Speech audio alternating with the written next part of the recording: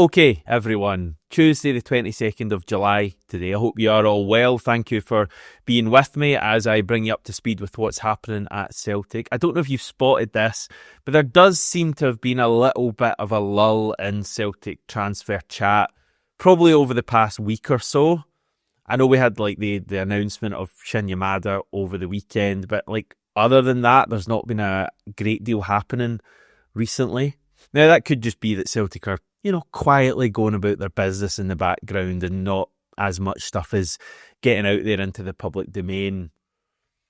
But this is Celtic we're talking about, and at the best of times, there can be a fair bit of worry going about during these transfer windows. So we might address that a little bit today and cover the kind of few transfer things that are happening and some other stuff as well.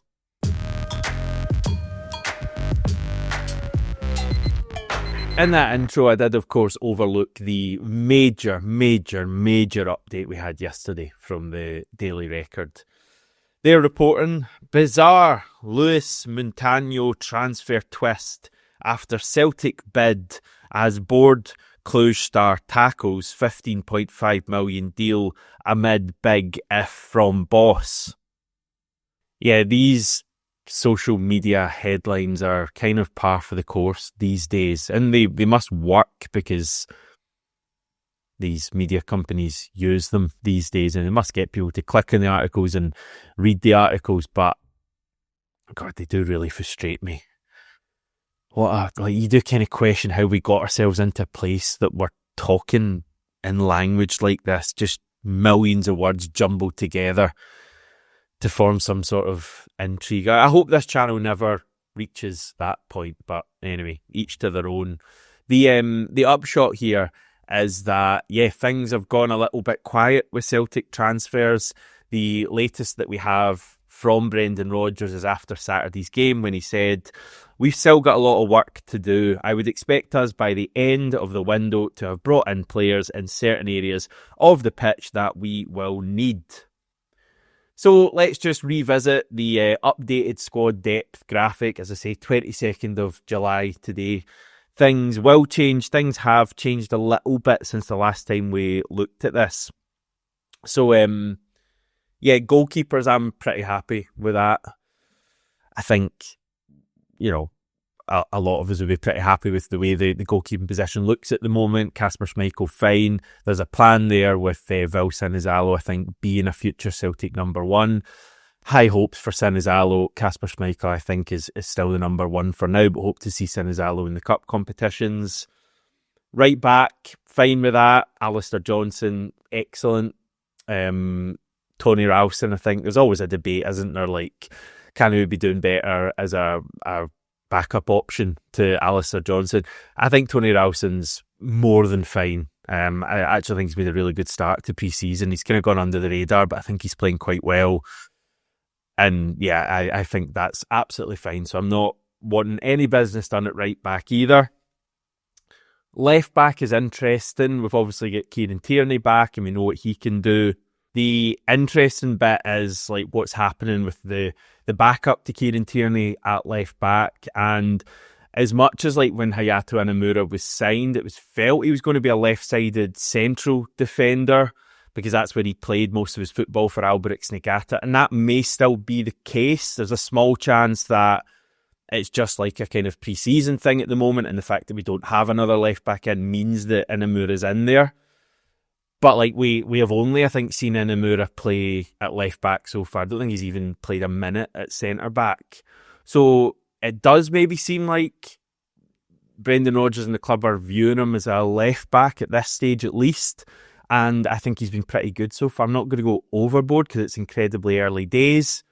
And we're still to see him really be tested.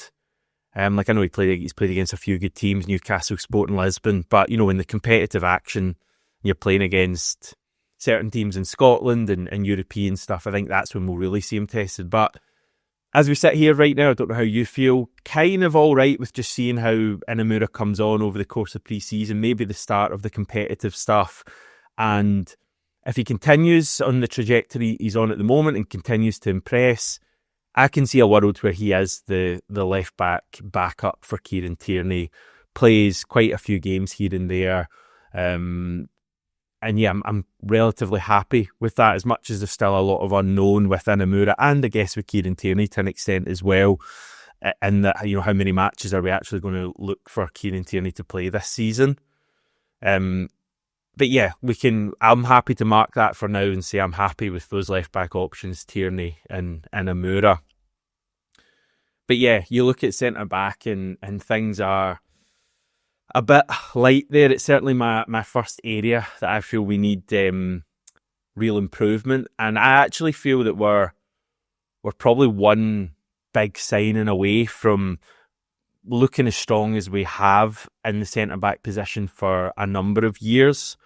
And yeah, my concern here would be, are the club really going to push the boat out and sign like a quality centre-back who's like, I know no signing is like a sure thing, but like our track record with signing centre-backs is really, really poor. The amount of centre-backs that we sign that just appear to have a mistake in them, or they're just not fancied by the manager.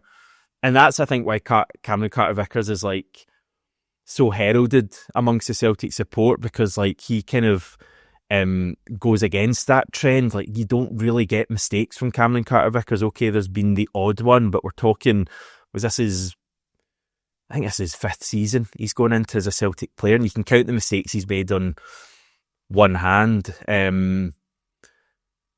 So yeah, like for me, like it's a simple thing to say, and I feel like I've been saying it basically since Carl Starfelt left us a couple of years ago.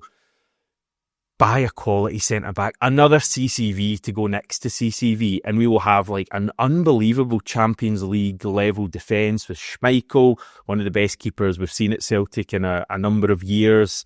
Alistair Johnson, for me, the best right-back I've seen at Celtic, 20-odd years, I think. Kieran Tierney, without doubt, the best left-back I've seen. Cameron Carter-Vickers, probably alongside Virgil van Dijk, one of the best centre-backs I've seen. So like, you're talking like a really quality defence here. And look, I think Trusty, Scales can come on, and I don't think they let us down. And you might hold out hope for Trusty after the weekend. And I've never said Trusty's a bad player, but you just look at those other options at the moment, and Dane Murray's young, and I think he's promising. But at this stage, I badly need a centre back to be signed to go alongside Cameron Carter-Vickers. So really hoping that happens. As I say, though, my concern would be that once again we just kind of fudge it a little bit and end up with like another Naropski or Lagerbielke who the manager doesn't fancy. It needs to be someone that Brendan Rodgers absolutely wants and is going to play, even if they get off to a bit of a rocky start. Yep, moving on. Central midfield, I think that's an extremely strong six that you've got there, and you can possibly add Sean McCardle into things as well. Keeping Real Hatate is a priority for me.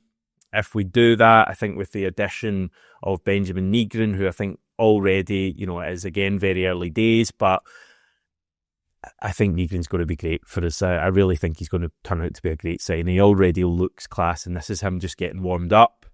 And then you've got like Arnie Engels, Paulo Bernardo, Luke McCowan, who all had, it was kind of all of their first seasons last year, not with Bernardo, I know, but in terms of, being a permanent Celtic player. And I thought they all did all right last season. But I think you're looking for more from all three. You're looking for Engels to really try and get in that team. You're looking for Bernardo. Like, Paulo Bernardo's the captain of the Portugal 21s. You really want him to force his way into that team. And Luke McCowan maybe less so, but Luke McCowan I think is a really talented player, and again I just love watching him.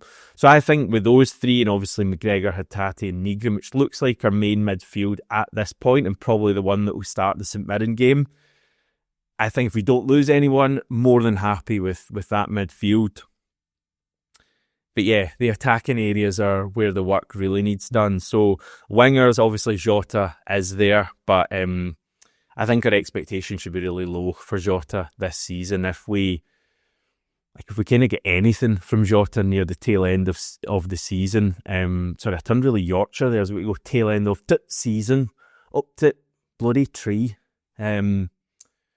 yeah, if we get anything near Jota's best near the end of the season, I think that'll be a result. So you're kind of going without him, I think, for the majority of this season. I'd be looking for two wingers to be signed here. You could possibly make the argument for one if your surname is like Lowell or Nicholson, perhaps. Because you could look at like James Forrest could play in the left, Yang could play in the left, Nygren could play on the right potentially. But yeah, I'd be looking for two to be signed. I think you need like a quality starting right winger or replacement for Nicholas Kuhn to be signed. That's a non-negotiable.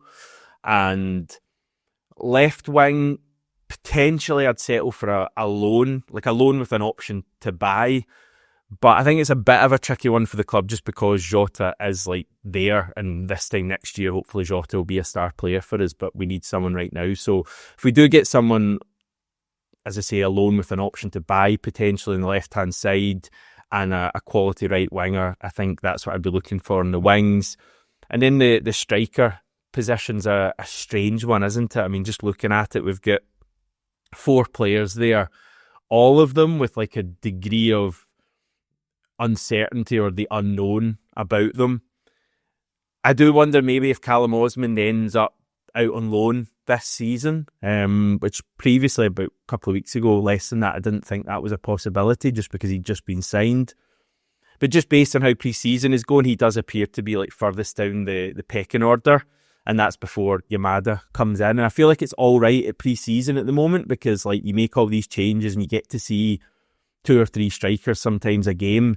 But when we get into the competitive stuff, it's like you're going to be seeing like a maximum of 2 of them per match. So being 4th option or even 5th option means you're obviously going to see like no minutes in the whole season. So personally, I'd loan Callum Osmond out, get him out on loan to another Scottish team, get him playing, first team matches for another team in the Premiership, Scottish Premiership, and then in a year's time, we revisit this. And I think Callum Osmond in the future can be a really good player for Celtic, but maybe at this stage a loan move is right for him.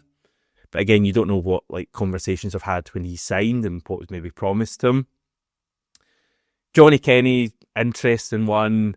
A lot of chat about him being our number 1 striker at the moment. I tend to maybe agree with that.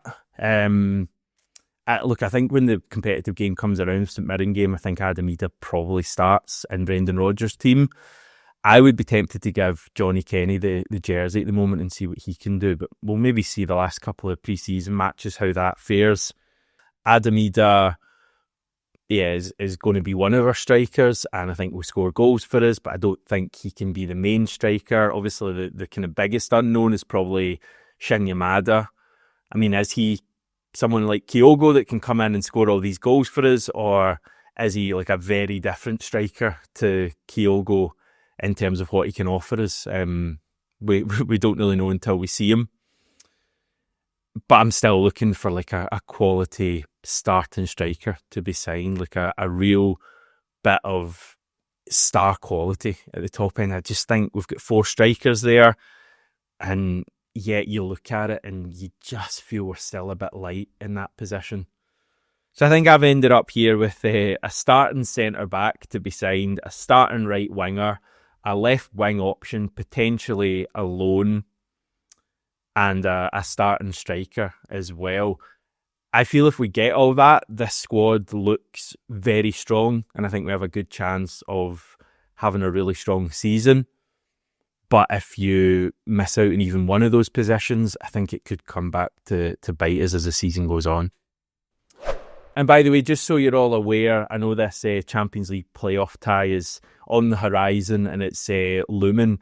We do have to submit our squad for the playoff round by Thursday, the 14th of August at 11 p.m. Celtic Park time.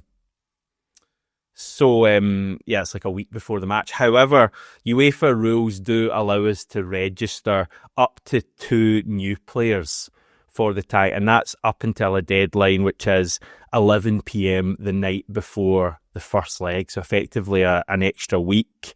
The first leg is on August the 19th or 20th, so you're looking at like 11 p.m. on the 18th or the 19th, depending on when we play that first leg, for us to be able to register 2 extra players. So the club do have a bit of extra time. But yeah, we really need to be getting on with this. The draw for this playoff round is on Monday the 4th of August. So 2 weeks yesterday. It's things are advancing and we're going to be at that tie before we know it. Just while we're on the UEFA Champions League stuff, this might get a little bit technical, but I'll do my best. The early rounds of qualifying are progressing, the rounds prior to us coming in. Qualifying round 2 actually starts tonight, some small teams playing in that. And the draw for qualifying round 3 was made yesterday, which is just a kind of logistics thing with UEFA. So this is the round before we come in. The Champions Path, there's a lot of ORs in here. I'll just briefly read it out because it's only 6 ties. So you've got RFS or Malmo against Copenhagen or Drita. You've got Kups or Kera Almaty against Slovan Bratislava or Zrinjski Mostar. You've got Lech Poznan or Breidablik against Lincoln Red Imps or Crvena Zvezda. You've got Rijeka or Ludogorets against Noah or Ferencvaros. Hamrun Spartans or Dinamo Kyiv against Paphos or Maccabi Tel Aviv. Skenjdia or FCSB against Shelbourne or Karabag. So as I say, a lot of ORs in there. Basically, one team from each line here will be in the playoff round, joining us, Bodo Glimt, Basel and Sturm Graz. Now, just a quick reminder that there are a few teams Celtic can't face under any circumstances in the playoff round. They are Copenhagen, Crvena Zvezda, Ferencvaros and also Bodo Glimt. So just looking at the 3 initial ties that Copenhagen, Crvena Zvezda and Ferencvaros got here, you'd fancy them to each win. So you'd fancy Copenhagen to beat Drita, you'd fancy Crvena Zvezda to beat Lincoln Red Imps, and you'd fancy Ferencvaros to beat Noah. So basically, if those 3 teams advance to the third qualifying round, which we expect, and given that the playoff round is made before the third qualifying round is played, I told you this would get technical, then you can also rule Celtic out of playing the likes of Malmo, Luis Palmas, Lech Poznan, Rijeka or Ludogorets. So yeah, we'll know a lot more very soon. But as I said a month or so ago, I think Basel and Sturm Graz are both pretty likely not to be seeded in the playoff round, so they are pretty likely to be potential opponents for us. They would be tough matches, but I think we'd be favourites for both of them. And looking at this, I'm also, assuming Copenhagen, Crvena Zvezda, Ferencvaros win their second round ties, I'm thinking the likes of Slovan Bratislava, Dinamo Kyiv, Karabag could be potential opponents for us as well. A lot can change. There will be shocks in the second qualifying round, but I think we're starting to get an idea of who we could face in that also crucial playoff round. Right, let's rattle on with this because I'm talking a hell of a lot today. Mentioned Luis Palma a minute ago. His move to Lech Poznan has now been confirmed. It was announced yesterday. Lech say that it's a 1-year loan deal, which also includes an option to buy. An interesting wee note from their website article. They say that he flew from his homeland, which is Honduras, to Poland via Amsterdam. So I don't actually think Luis Palma has been back to Scotland since playing for Honduras at the Gold Cup this summer, which is interesting. I assume he'll need to go at some stage unless he's just sending someone to get all his stuff. I guess he could probably pay someone to do all that. Anyway, also kind of missed this being announced. I think mainly because it hasn't actually been announced officially by Ayr United, as in like the normal we have signed this player. But yeah, Jude Bonner has moved to Ayr United. We know this because he scored for them at the weekend. It was actually a brilliant goal, fabulous right-footed curler into the top corner after skinning a player. I was watching a post-match interview with Jude Bonner that Ayr posted, and he was talking about Brendan Rodgers and Scott Brown having a conversation, I think before pre-season. So this has been kind of in the works for a while, and he explained that he'll be at Ayr United on loan, but that if Celtic need to recall him, then that can be done pretty much instantly. Just on a similar theme, there was a report yesterday from Scott Burns at the Daily Record that Kyle Ure is a loan target for Partick Thistle. Says that Partick Thistle boss and of course former Celt Mark Wilson hoping to get the green light to land Ure, who's currently captain of our under-18s team. Celtic feel he would benefit from a first-team loan and are looking at his options. I quite like the look of Ure when we saw him in pre-season. Lovely left foot.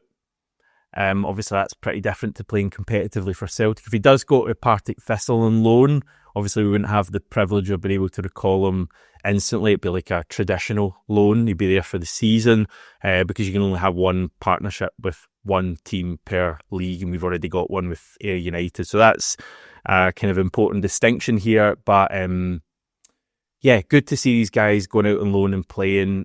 I just hope there's like a plan for them to potentially get opportunities at first team level in the future. Did see one transfer line yesterday coming from Jibril Rekab, who's the representative of Michel-Ange Balikwisha. He told the Daily Record, Michel-Ange is not closed to the idea of joining Celtic, but the club would still have to come forward. No discussions are underway. Yeah, you know when you just get that feeling that a deal probably isn't going to happen? I just get the sense here with Balikwisha. I could be completely wrong. It just feels like, from the outside looking in, there doesn't appear to be too many obstacles in terms of like Celtic signing him. Antwerp, I think, kind of need the money. And Balikwisha's out of contract, I think, next summer. So this is like realistically their last chance to get any sort of fee for him. We have the money. Balikwisha seems like he's relatively keen to move to Celtic. I mean, why wouldn't you, from Antwerp to Celtic? That's clearly a step up. So yeah, you're kind of questioning, look, if Celtic really wanted this to happen, why hasn't it happened by now? Because there's obviously been like so much time past this summer and in previous windows as well. And yeah, I just wonder if Celtic maybe feel they can, find someone better here. Could be wrong. Balikwisha might well be standing at Celtic Park with a scarf above his head in the next week. But I just get the sense that this might peter out and we might end up with someone else. Yeah, I feel like the deal would have been done. But then again, this is Celtic and we do tend to take our time with certain signs. I've never known a club to enjoy a transfer saga so much. I wonder if other clubs' fans feel like this and feel like their own clubs are always like this, or if this is like a specifically Celtic thing and Celtic are actually a lot worse than other clubs in terms of getting deals done. It does feel that way, but I guess Celtic are all we know. Anyway, yeah, I think this has been enough chat today, given that there's not actually too much happening. I hope you've enjoyed. Please consider subscribing to the channel if you've not done it yet. We're very close to 16,000 subscribers now, and I'll return tomorrow.